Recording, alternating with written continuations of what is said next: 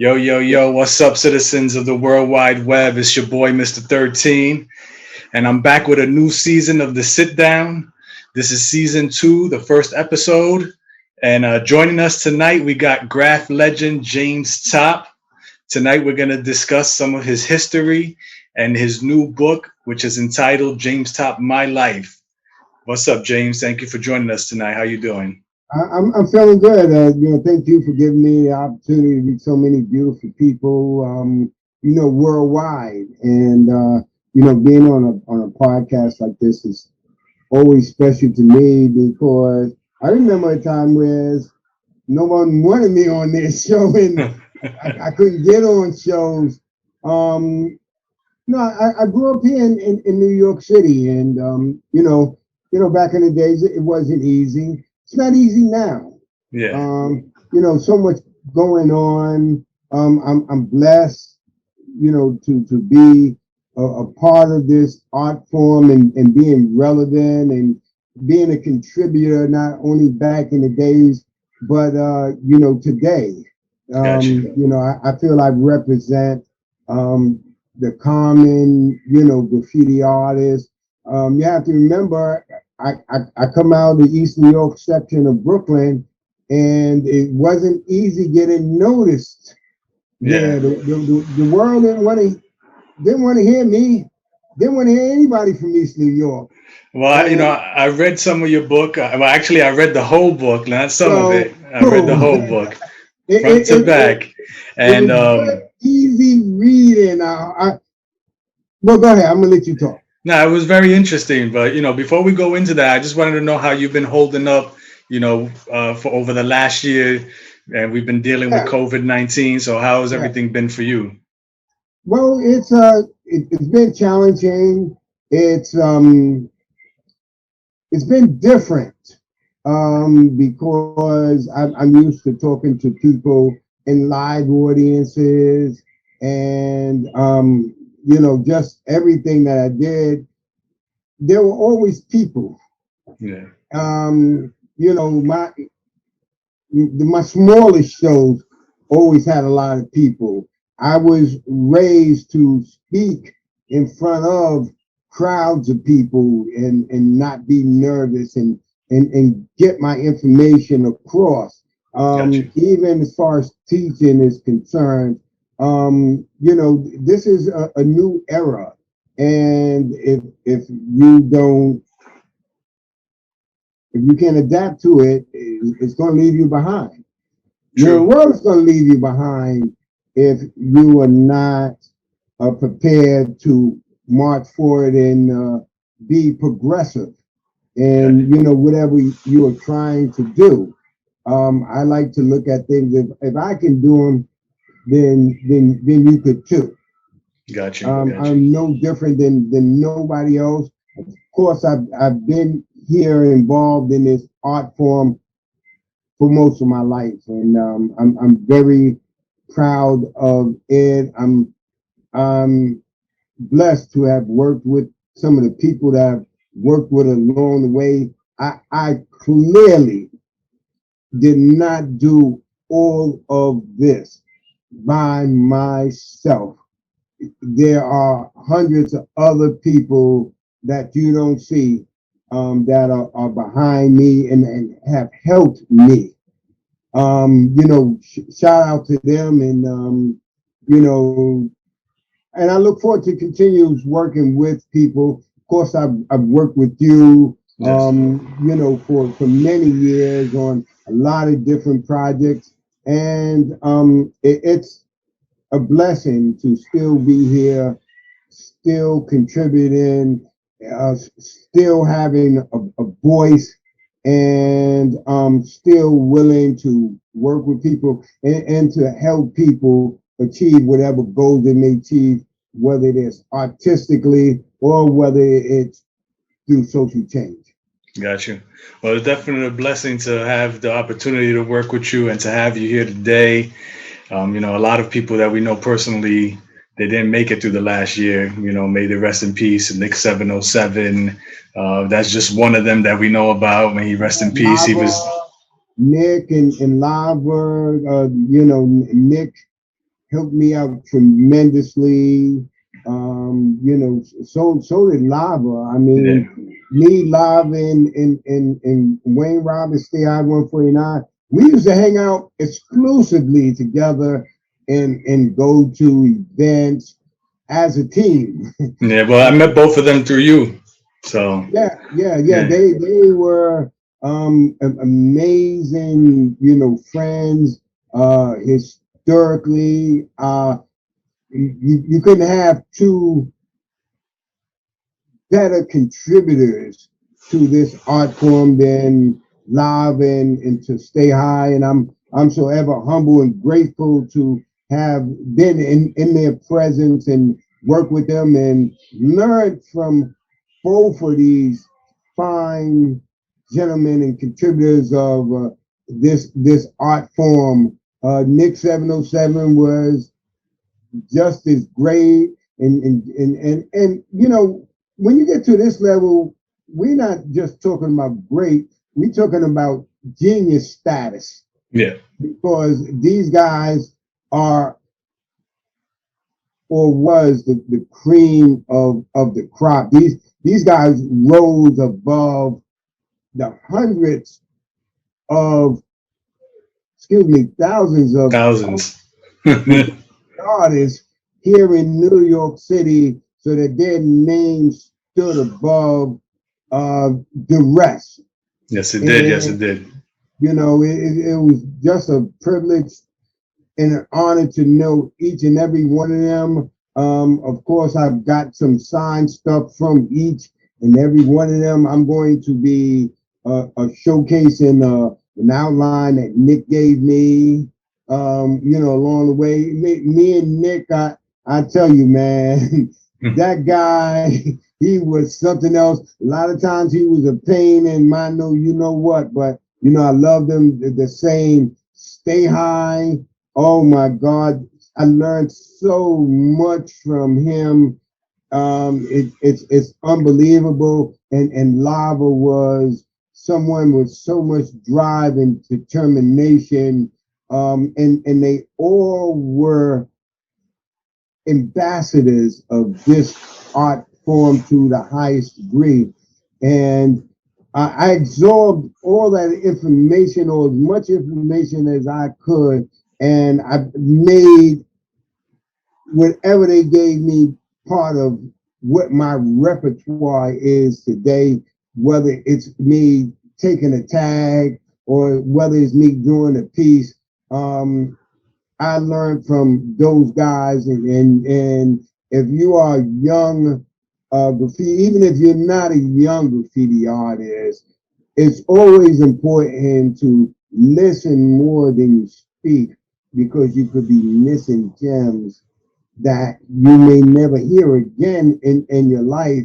And I know some people say, you know, I met, you know, my hero and I met my idol, and at the end of the day, well, you know, this person was an asshole, and it turned. You know, when I hear stuff like that, it's like, man, listen, humble yourself. Always humble yourself. It's always better to be humble. Those guys were kings. Yeah. I mean, they were kings. They're legends from the '70s all the way up to today. Yeah, They'll always be legends. yeah, those guys were kings, and you know, you meet so many people. I've seen them come and I've seen them go. Believe Yeah, me. I'm sure you. I know you have. I was reading your book, and and you've been around since the '70s. Let's Yeah, talk about your beginning days and how you got into graffiti. Like, break it down to us. yeah. Well, you know, I grew up in the East New York section of Brooklyn, and very humble, background. There was nine. I had eight other sisters and brothers in my family. Like I said before, if you miss dinner, you miss dinner. Got you. Don't come back to think that there's some dinner waiting for you because there was no dinner waiting for you. One of your brothers or sisters ate it. Somebody ate it. Somebody ate Got it. nine people to try to figure out who who actually ate your dinner. Yeah. You know, so when you miss dinner, hopefully you had dinner out there, because don't come home looking for dinner. You know, I grew up in a number of blocks in East New York. I lived on Cleveland Street. I was talking to my brother today. I lived on Cleveland Street not twice but 3 times. My mother really liked Cleveland Street. Yeah. And I lived on Barbie Street.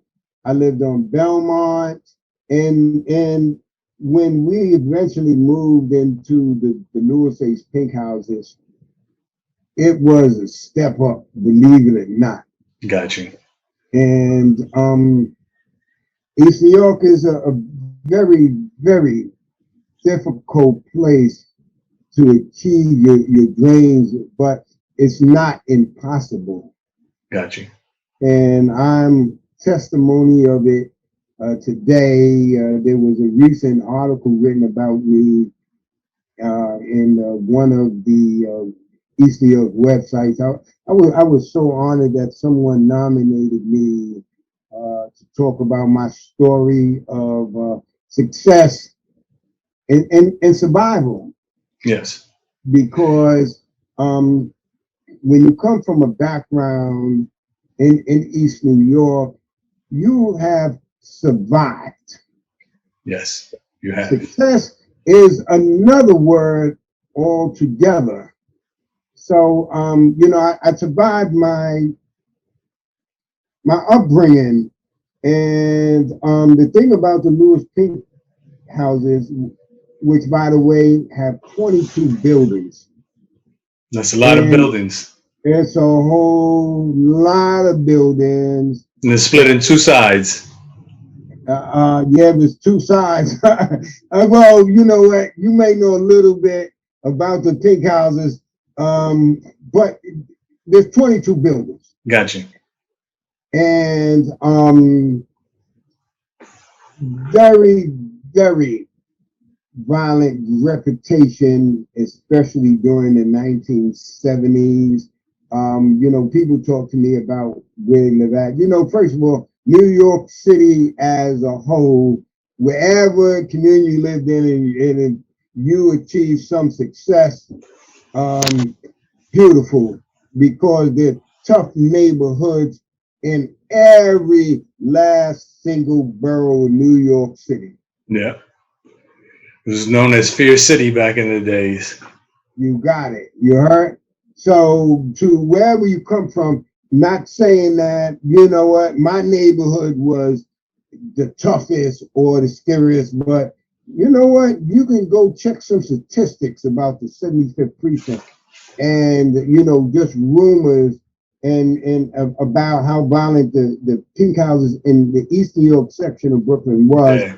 One of the toughest places in New York City statistically during the 1970s, from the early 1970s into the present day. It was not a friendly place to live. Now you were in the pink houses in the 70s, and that's where you first started doing graph. That's where you picked up the art Yeah, form. that's where I first started doing, you know, my name G. Yes. And my partner was, rest in peace to him, a brother by the name of T.O.P, and he helped me navigate, you know, my early beginnings in this art form.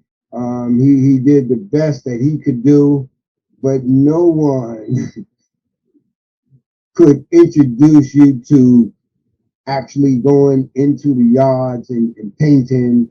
You know, not only did you have to break into train yards, you also had to get spray paint. We call it racking up. Other people may call it boosting or whatever they may call it. But you had to have paint to go into those yards. I mean, I was a real good inside guy in the beginning, but I knew, you know, that to get the big attention, you had to have outsides, and then with the beginnings of formulating and developing the throw up, you needed paint. Yep. Then people were racking paint back then. And they was racking paint everywhere, you know. East New York so was a tough place to rack paint that by the way. And we had to go outside of East New York to find better racks for us. Because all our racks were burnt up from the first generation of guys who started finding places to get paint. Because without paint, you are nobody. I mean, you know, for some of the inside guys, and like I said, I used to be an inside guy too. Yeah. But eventually, depending on your ambition, it was to be on the outsides and watch your name go by. Yeah.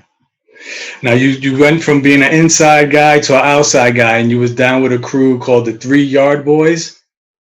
Well, in my early beginnings, all of us was down with the 3 Yard Boys because a writer by the name of T, Yeah. and his brother Stem, they also grew up in East New York with me, and I would you know, go to their house and hang out with them, and if they were 3YB, so then I was in 3YB too. They put me in 3YB too. Not because I wanted to be in 3YB, it's because 3YB was the crew. Gotcha.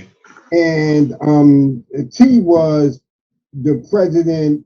He was the vice president of 3YB, and Cliff 159 was the president of 3YB, and T was the vice president of 3YB, but he was based in East New York, Brooklyn, and he was my best friend at first. He wrote T2, and I wrote G2. And his brother eventually would become my best friend too. And I would hang out with his brother. Yeah. T was a handful. His brother had a different sort of energy, that he was more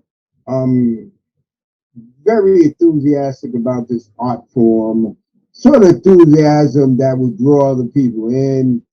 He was the kind of person that you would definitely love to hang out with. And especially, you know, I'm talking about, we were like, you know, 12 years old. Yeah. You know, Okay. 11 and 12 years old. You know, I started early. My early years, I hung out in the streets because, you know, my father was a street person. And naturally, the streets, I knew the streets. Gotcha. And it wasn't a dangerous place for me because even at 11 and 12 years old, I was a veteran of the streets, and I knew how to avoid trouble. I could run my ass off, and if I need to, I could fight my ass off too. I'm sure you can, man. Growing up in Brooklyn, you had to definitely know how to protect yourself. You definitely had to know how to protect yourself, you know, and there are a lot of predators, you know, out there of all different kinds. So, Yeah. you know, you had to be ready to fight or run. Gotcha. You had to be I prepared. did both well. I hear you. So after 3YB, you grew, you know, you guys, you went into another crew that you helped start, Yeah, which is a very legendary crew. yeah, for sure. I'm one of the founding partners of the Top crew, and our goals were to be the kings of graffiti in New York City. And you know, we talking about I was 13 years old, Yeah. but we, and then when I mean we, I mean Mickey T.O.P, T.O. 729, rest in peace to him, rest in peace to Hurst, and rest in peace to N. Hurst OI. Hurst really knew how important it was for me to get into the crew, because at the time, you know, I didn't like Mickey T.O.P. Why? I mean, I don't know. I think we were racking one day, and he wanted me to go into a train tunnel to do a piece in the tunnel. Like, oh no, I mean, I'm using my paint on the trains. Oh, Yeah. come on, yo, everybody gonna see this piece, G. And I'm like, nah, man, I'm not going to do. And so from that exchange, I didn't like him. Got you. But eventually, Hurst, who was our brand ambassador and our top recruiter, convinced me that I needed to be a part of the new flow coming out of Central Brooklyn, and that we were going to be huge. Got you. Got you. And in all of my dreams and my wildest imaginations, that I did not know how lucky that I would be, because those last 3 letters changed my life forever. And I am so forever humble to have been in the right place at the right time in history, Got you. because history is something that you could easily miss. There's so many people who missed out on history. The drummer of the Beatles, the one guy who was in the Temptations, and somehow he got kicked out of the Temptations. And I was in the right place at the right time to be a part of a new beginning and a part of graffiti history that impacted generations after me. Yep. And it's so crazy because your life is determined by some of the choices that you make. Definitely. And, one friend had just, got killed. I'm talking about STEM 1. And to now actually push the limits of your creativity, your drive, and your determination to be more than you ever could imagine you could be. And it took other people too to make it happen, and to now be in a movement, because the throw up is the revolution inside of the revolution that became graffiti art. The throw up was radical Yeah. because, yeah, because the style was, everybody know the first style in graffiti art is the tag. Yep. That you now know about the throw up. Now it's the throw up which is second. Back in those days, it was called a masterpiece, that you would do your name solidly in a block letter, stiff letter, or before that, it was a style which was basically a tag, which was outlined, which basically had stars and dots in it, to block letters that were filthy good, then sometimes with 3 dimension and a cloud, and that was called a masterpiece. The masterpiece. Now, Yes. one of your members is legendary for his throw ups, and they said he did over 10,000 of them in. Well, yeah, in was the monster. Yeah. He was someone who was totally dedicated to this art form, and we all were too. Yeah. Um, how he outshined or outworked everyone else is part of his drive and his determination. Yeah. You know, because I've been asked this question thousands of millions of times about N, and people try to reflect more on N and mention N and do not mention the crew. Got you. And I'm a team player, and we was a highly professional crew and team.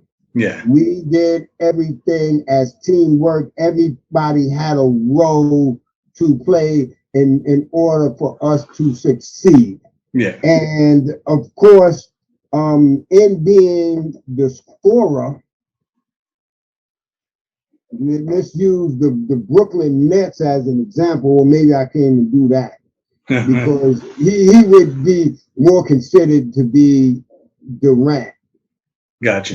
And he would be Harden right now, but Harden can easily also too be the man. So can Kyrie. Who would James T.O.P be on the Nets? I would probably be Joe Harris. You're being humble. You know what? For me to sit here to act like I was greater than one of my brothers, and especially that they're not here, I have more character than that. I could never be as great as those guys were. Those guys were really good. And he said, "Oh, I don't remember G2 back in the days." But the first one they mentioned is the N, and then it might be OI, and then it might be Mickey Two Top. But rarely you hear anybody say the fourth Beatle, James T.O.P. So I'm used to it. It is not. I could never be as good as those guys were. I mean, as good as I am, those guys were better than me, and I could not even be nowhere near as good as those guys. And you have to remember that when we started actually painting and taking over train lines, they had a special vandal squad that they formed to run behind us. And we were nomads.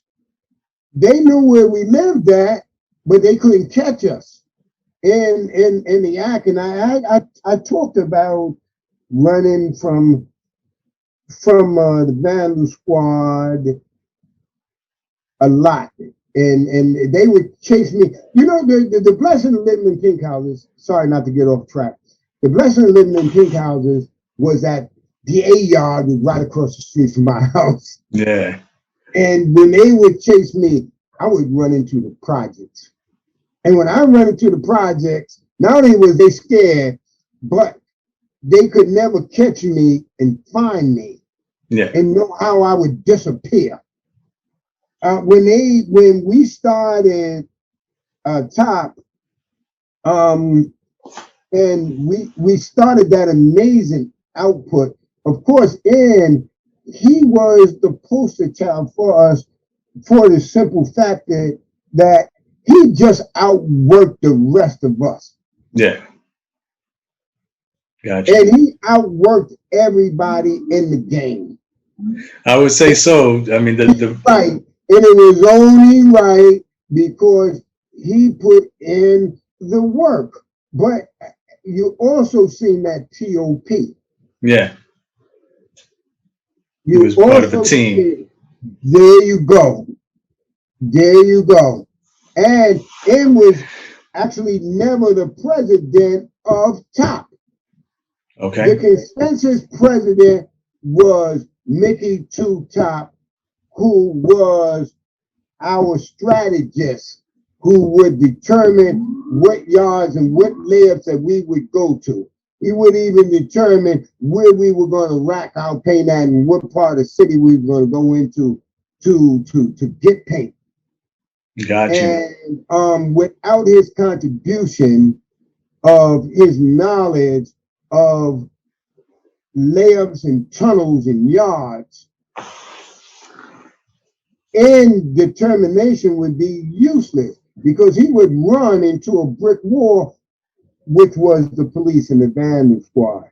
Yeah. As who we were, we never got caught until one day they hooked up with, I don't want to mention the guy's name because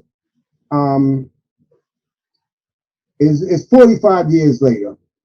Got you. And I don't need to smear someone's name, but someone snitched going into the pull and pull outs on Broad Street. They used to pull in the J's and the M's during the lunch hours. And Ed and Mickey created a new way to hit trains during lunch hours. And those guys was killing the J's and the M's. And they were saying, well, we can't catch these guys. How the fuck are these guys getting into the goddamn layup during the lunch breaks? And actually, they didn't know when we were sitting. But one day they took somebody else and then they all got busted. And that was in the paper. And the newspaper article said about N that he was trying to put his name on every train in the system.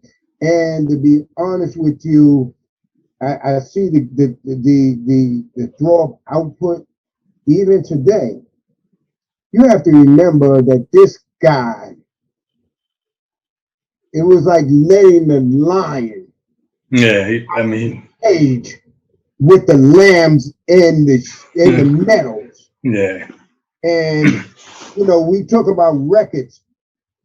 If this was a basketball record, see, Will Chamberlain has the scoring record of 100 points a game, and nobody has broken that record. You know, Kobe got 80, Jordan got 70. If that record, N's record would not be 100 points, it would be 200 points. Got you.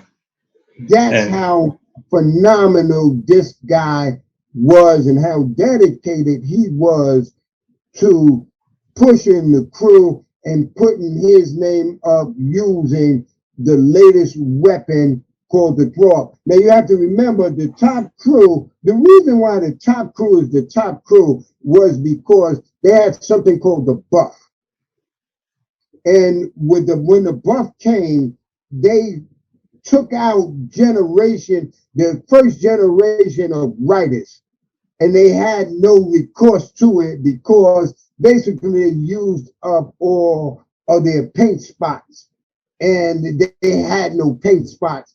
And they could not continue to put up their names on the train as much as the MTA was erasing the trains. Got you.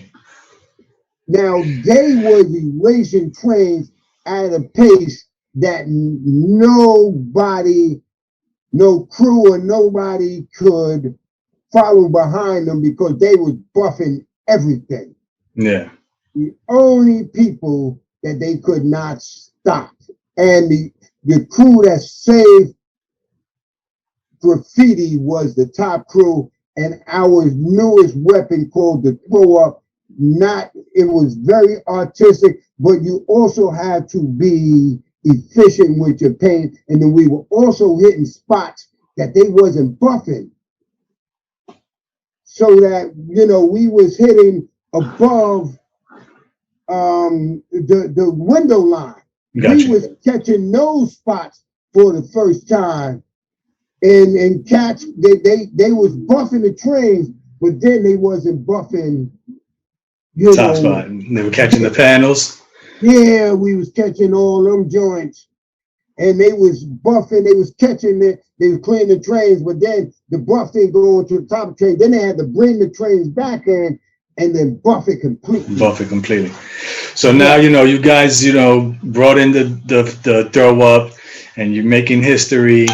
And now you also work with a newcomer, named Knack. Yeah. Dondi White, and eventually, you know, what happened was that eventually, you lose your drive and your energy to continuously do something that you've done as a kid. Yeah. You have to remember when we first started, we was 13 years old. By the time that we were 17 years old, there was not a line that we did not conquer. Gotcha. And we basically stayed on the the BMTs and IRTs and no, we always all city. But we slowed down. And in 1977, unconsciously, we was looking for our apprentices and our proteges to kind of step up and see who could make the cut and who couldn't. Because Gotcha. Top is a crew that we were,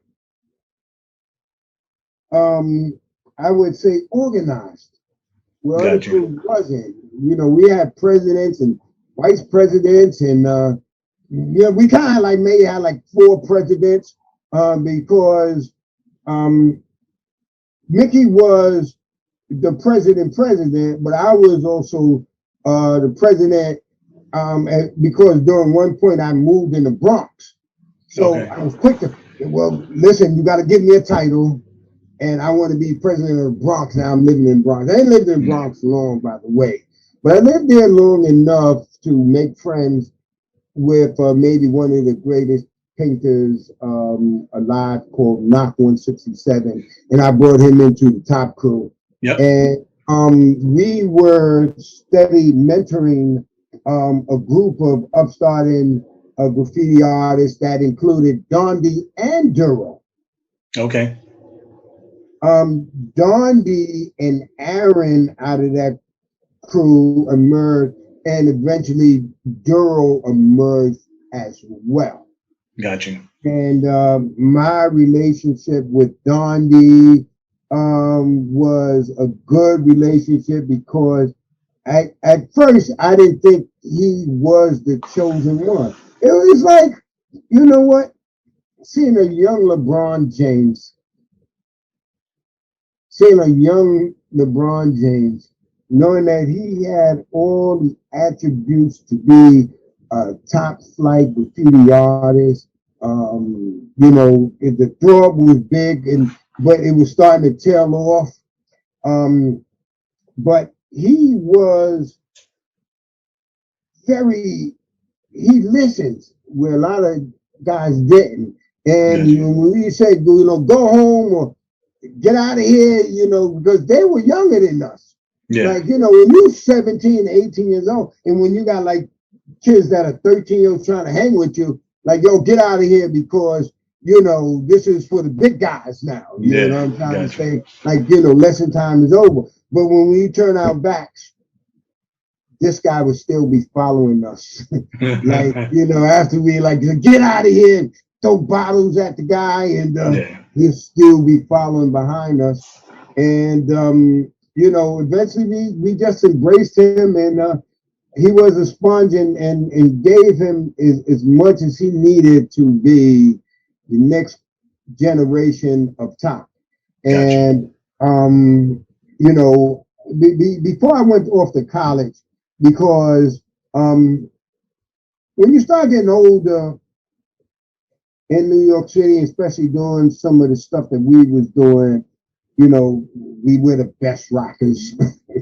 I mean, we was good racking, but you know, you start getting absorbed in that street life, and you know, you start graduating to other things that are more criminal. I had the opportunity to go to college and to see new everything, and I took the opportunity to do that. Mickey and Hurst, you know, stayed in the hood, and eventually, you know, they lost their lives to street culture. You know, living in New York, and you know, if they had opportunities that we had today, I'm sure that they would be involved in some of this stuff here. Because you have to remember, in 1977 and 1978, there were no gallery shows. They weren't doing nothing with no canvases. Motherfucker, nobody, you couldn't do nothing with graffiti art.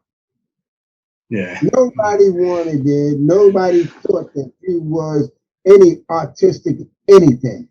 Actually, the word artist was not even in our repertoire at all. The When would you say first time that, somebody called me an artist, I was looking around and said, "Who the hell is they who you're talking about?" talking to?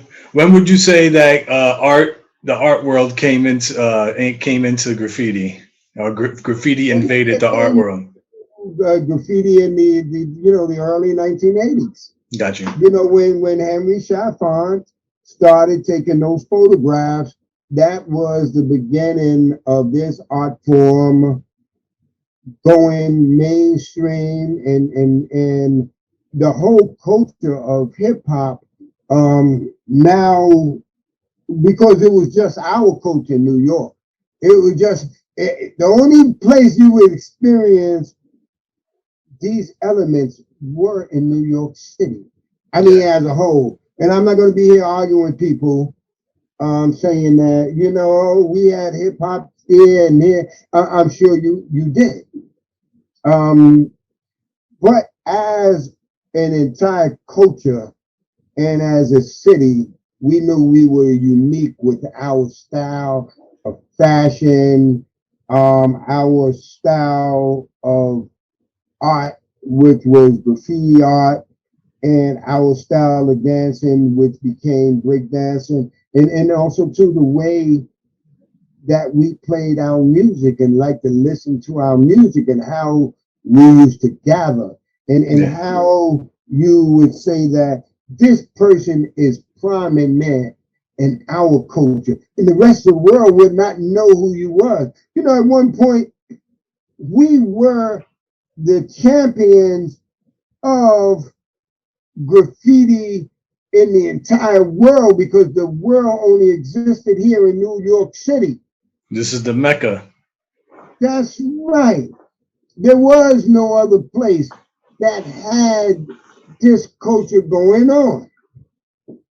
So things are different now. I mean, I get, I hear from people all over the world, and they try to express their gratitude and their thanks to me, but I always feel that a lot of people did not make it because they did not have the outlets that we currently have here, as far as all of hip hop is concerned, not Yeah. just graffiti art, Mm-hmm.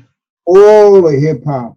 And as being a member of the Hip Hop Hall of Fame, I try to include the whole culture that was revolutionary here in this country, that is now the #1 culture around the world. Yeah.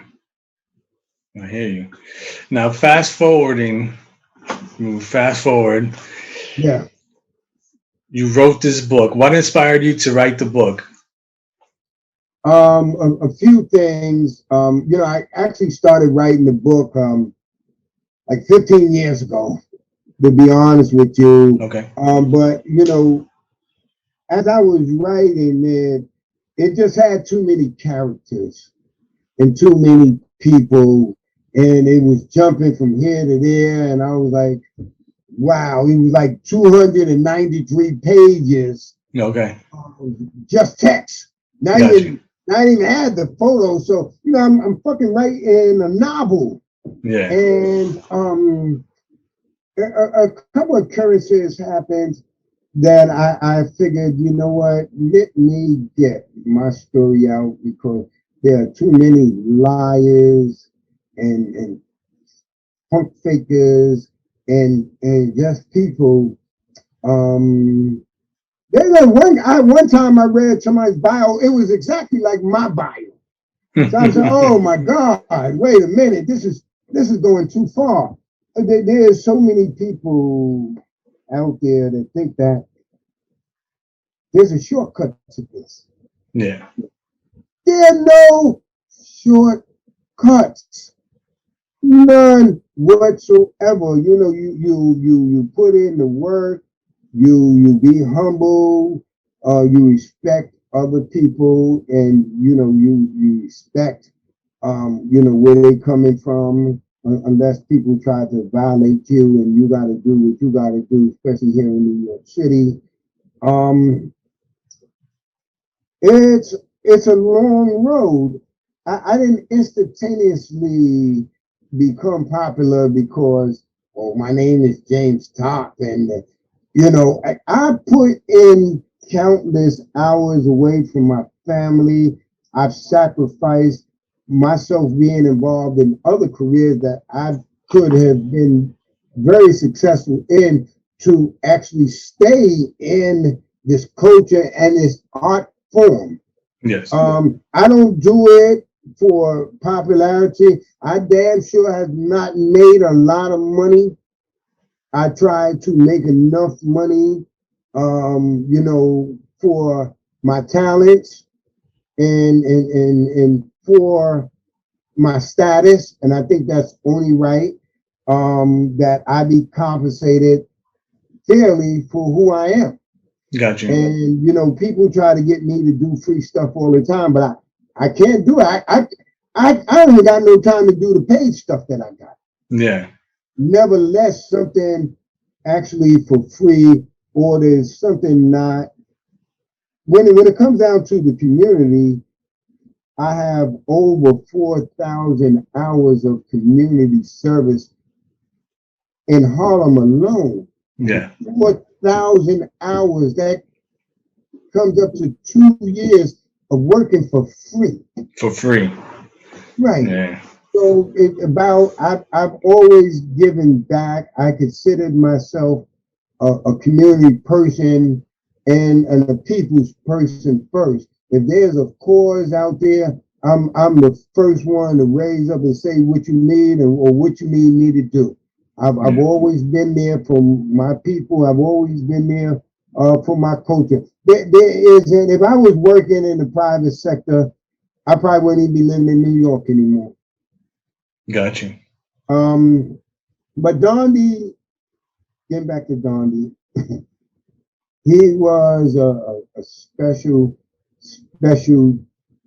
once in a generational talent, and so was and so was Hurst, and so was Nikki, and pretty much left me to continue the legacy of our crew and the greatness of it, and to be the one to tell the story of a crew that, we was not commercial. Our ambitions and our goals were not to be in any magazines or to make money. We literally did it for the culture.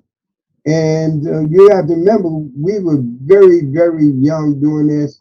And there's a certain amount of innocence involved with that when you're a kid. Now, you got people out here, grown men out here trying to, do it. And it's never too late. It is never too late, but you need to also weigh in the consequences of the choices that you make. That's a fact. So how does it feel to be the one carrying the torch for your brothers? At first, I didn't get back involved with this because I was successful doing a number of other things. I've worked for the city, in the parks department. Not only was I a good basketball player, but I was also a good coach and a good ambassador for the parks department. And I spent a lot of years, promoting the parks here in New York City, something I'm very proud of today. But I really came back because there was a void in this art form when Dondi passed away, not only to uh, do a show that I thought was fitting for what he gave to this art form, because you know he was one of the first to travel the world, being an actual hardcore graffiti writer. Yeah. Like so many people had different art backgrounds. Like me myself, um, I don't come from an artistic background. Everything I learned came from the streets or in them tunnels or in those yards. Got you. And he left, and I felt that no one appreciated the art form, didn't appreciate it. And I never did a gallery show in my life before I did that one in 1998 for him. Got you. And it was called the Donnie Memorial Show. And so you know, I wanted the best artists in the world in the world, New York City, in this show. So you know, I had Case 2 in the show, I had Part in the show, Kel did the flyer, Henry was in the show, Martha was in the show, you know, Fab Five came through, unbelievable sort of feedback from me. The first time anybody did a graffiti show that we got articles in the New York Times, the Daily News, the Village Voice, and the New York Post. And I loosely mention their names because they also did a story too, all in 1 week.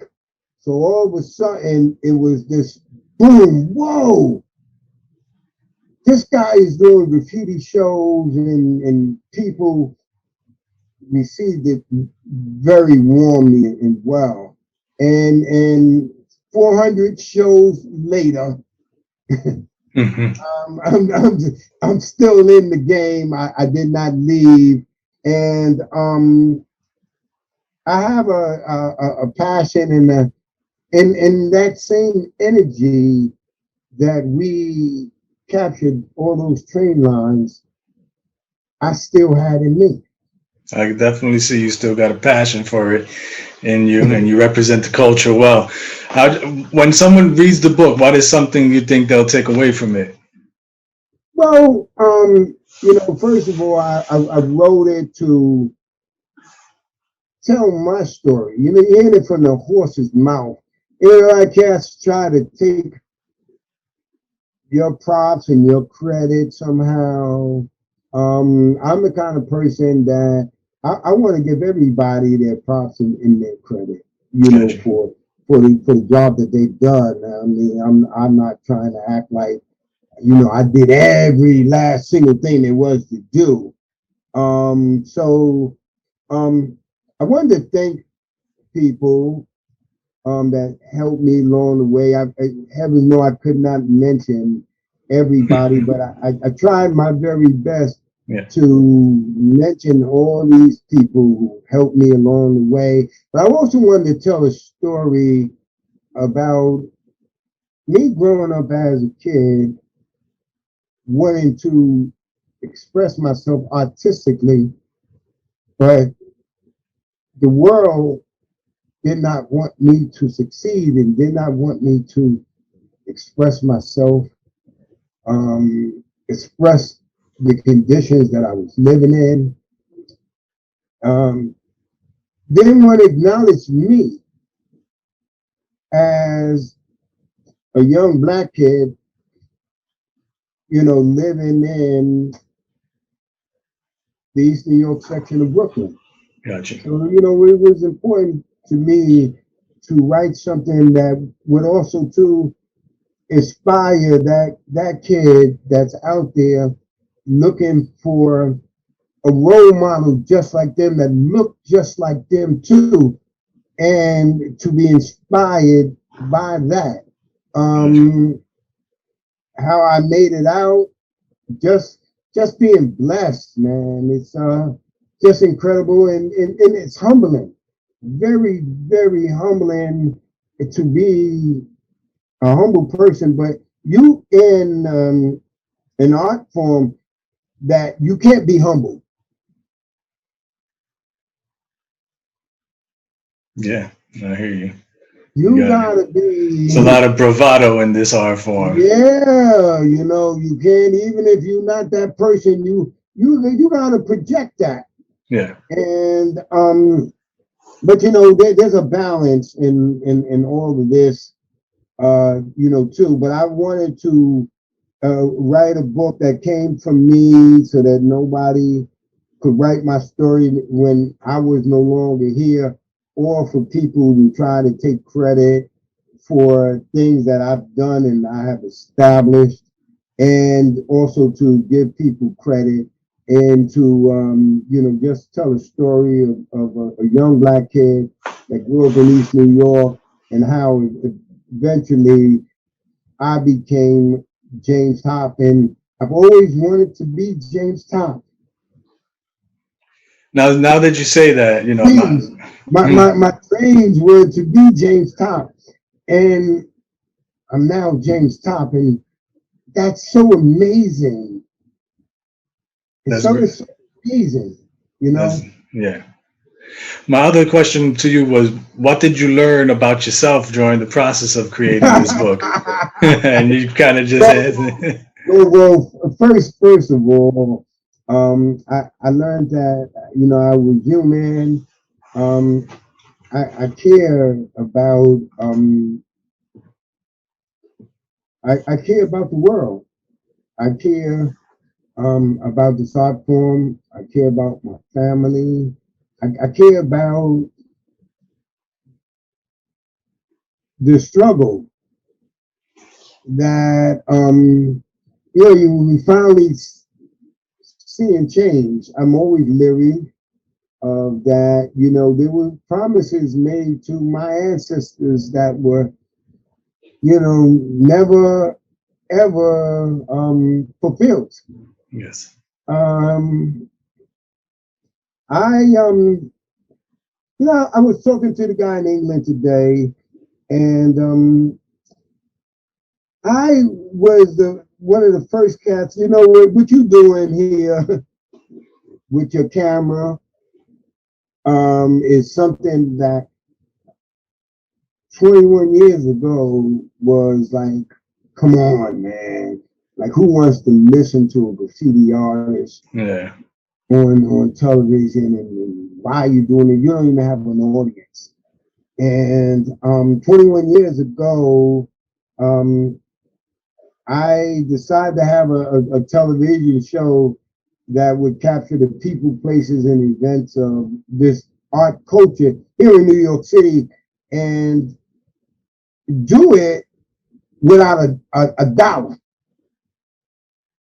Just do it on the strength of me going to events. I didn't have my own camera at the time. I've lost probably 20 cameras since. If I had a nickel for every tape, high 8 tape, um, mini DV tape, what do you call it? The memory cards. I can just cash out and be a millionaire and be on an island. Yeah. But I decided to use not only my energy, but also too my money to document this culture. And I was telling somebody the other day is that I became very, very popular. And when you're popular, it's also a curse too. For one thing, people know you, you don't know them. And so Yeah. now I could walk somewhere, and people already know who I am, and they got their own opinions about me before I open up my mouth and say anything. And somebody else could have told them something about me, and they believe it. And that's a curse, but it also feels good when somebody come up to you and say, "Yo, I seen the thing that you did on." Let me give you just one example. Say, "Is the Wiz." I love that you know, that tribute you did to Is the Wiz. You know, I used to admire that guy. And, you know, thank you for doing it. And I said, whoa, man, I actually brought faces to those names. So I connected with people who always admired this art form, a chance to know some of the faces from the names that they would see. And that part was crazy too. And so you know, I continue to do it, though there's a lot of assholes out here. But it's not discouraging me none whatsoever, because there's assholes everywhere you go. There's always going to be people that don't like you too. No matter what you choose to do, and especially in New York, when you're doing good, people, there's going to be some people that's not going to like it. Yeah, that's a fact. I know that's a fact. Well, you know, we're rounding out to the end of the interview here. I just wanted to give you opportunity to have any last comments or shout outs to the people out there watching and listening. Well, I want to thank you, Mr.13, and, you know, thank you, man, for helping me out along the way. If I didn't personally thank you for, you know, helping me with all the things you helped me with, my flyers and editing Graffiti NYC. I wish you, madeforkings.com, all success in the world, because you deserve. You've been a humble brother all this time, and you looked out for people, and you put in a lot of energy, and you see, you stand alone now, huh? Yeah, I'm alone right now. You know, people want to absorb your energy, and then they don't want to give any back. Yeah, I feel you. So there's some missions that you got to do yourself. Mm-hmm. And you got to can take control of your life and do that yourself if you want to succeed. So I'm happy that you chose me to be on this show to reach all those beautiful people. I'm hoping I gave them something, you know, more than what they would have gotten not checking the show out, for sure. And you know, thank you. Definitely, I want people to continue to watch Graffiti NYC. We come on each and every Sunday, a.m. Excuse me, we come on each and every Sunday, 1:30 a.m. Channel 67 on the MNN network, and you can see my show anywhere in the world. We also live stream the show at 1:30 on Sunday at www.mnm.org. You know, definitely rest in peace to Dondi, Mickey, and Hurst. I'll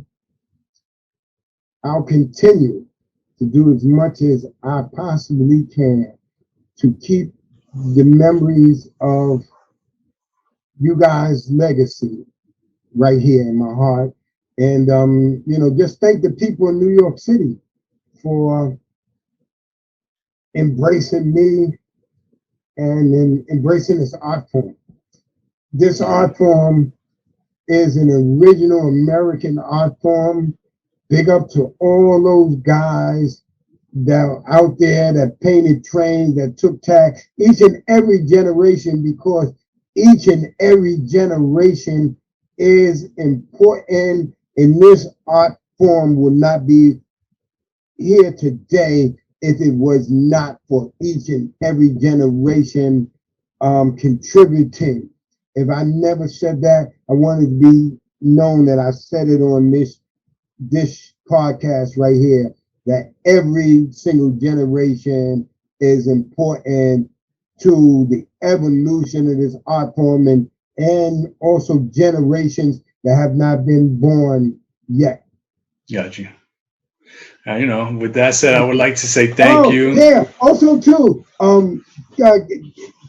make sure you DM me at James T.O.P Production on Instagram to get a copy of my book. I sign each and every book, and I try to make each and every signature a work of art. You can also hit me up on Facebook at James T.O.P, or you can get in contact with my man Chris at www.madeforkings.com. Let you know I'm the third person out of the crew to write a book. Here's Dondi's book, and here's Duro's book, and Nice. and here goes my book right here.